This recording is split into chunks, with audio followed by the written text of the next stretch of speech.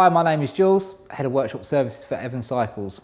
I have 20 years experience in the cycle industry and train our mechanics to recognise national standards.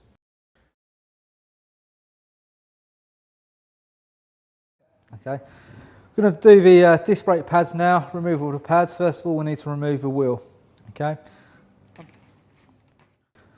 with our front wheel removed, we now have access to the disc brake tabs. It's best to use a set of long nose pliers. Simplifies this job.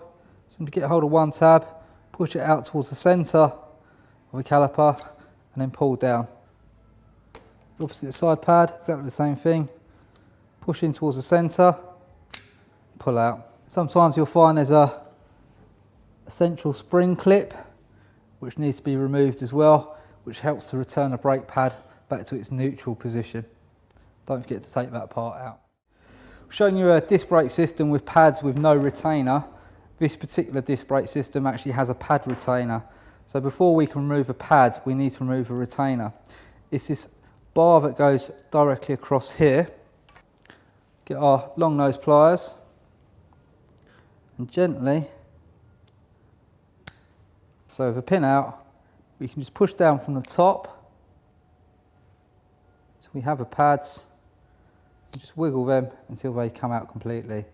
Just like our other system, we push the pistons back in, check our pads for wear, replace them if required, centre spring as well, ensure that's in the correct position. Squeeze it all together.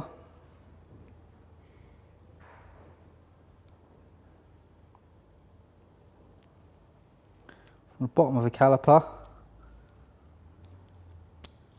push all the way through until both tabs are visible from the top.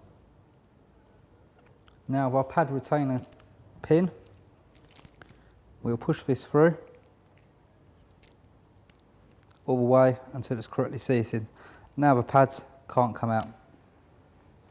Two different systems going, one with pad retainers, one without pad retainers. Key thing with new pads is they have more brake material on them, so we need to reset our brake pistons. Don't recommend using a screwdriver for this because it's possible to damage the actual pistons themselves and the actual seals. We can measure our pads for wear from the backing plate to the top of a pad. We should have at least 2 millimeters worth of pad. Even if you get down to 1 mil, that's acceptable and there's room for further use of that brake. Obviously, by the time you get down to 0.25 of a mil, quarter of a millimetre, it's definitely time to consider changing the pads. Brake pads are generally marked left and right to help you ensure you get it into the correct side. We put them together using our spring clip.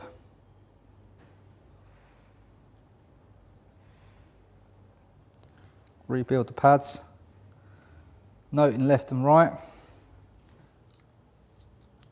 push them into the slot.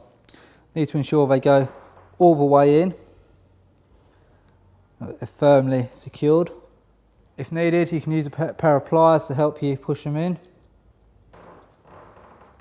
as it is a little bit of a fiddly job. Ensure if you look from the back of the caliper, the pad tabs protrude through the back hole. Okay, pistons are fully seated all the way home. Got a new set of pads in. We're ready to refit our front wheel. Ensure the rotor goes in between the pads and not sat on the pad. Otherwise, the wheel will not want to go back into the fork. The next thing we need to do is to pull the brake lever to ensure that the pads move out the correct amount. All modern disc brake systems are what we call self-adjusting. Once we've pulled the lever 5 to 6 times, the pads will move and sit the correct distance away from the rotor. If you don't pull the brake lever at this point and reset the pistons, first time you brake on the bike, the lever will come back to the bar and there'll be no brakes. Now we're going to go on to adjusting the brake caliper in relation to the disc rotor. To do this on most modern systems, all we need to do is loosen off both of these fixing bolts and then to pull the brake. By pulling the brake, we will naturally centralise the brake over the rotor. So first of all, we're going to back off both fixing bolts.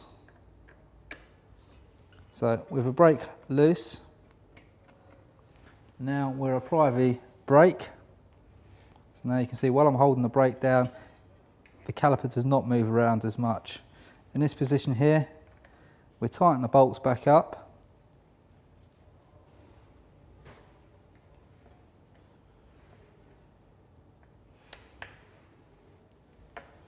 Let go of the brake and we spin the wheel. The wheel should spin freely without stopping suddenly, without binding against the pads. Again, press the brake lever a few times just to engage the brake, to check we have correct adjustment. That's it, it's as simple as to adjust your brake. Okay, now we're going to go on to maintenance of our disc rotor. Really, we need a can of disc brake cleaner. It really should be proper disc brake cleaner because it evaporates and leaves no dodgy residue. All we do is simply turn the wheel slowly and apply the spray to the rotor. Once we've got a good covering of a rotor, a clean rag, you just need to go over, remove any grime, dirt and any excess cleaner from the rotor.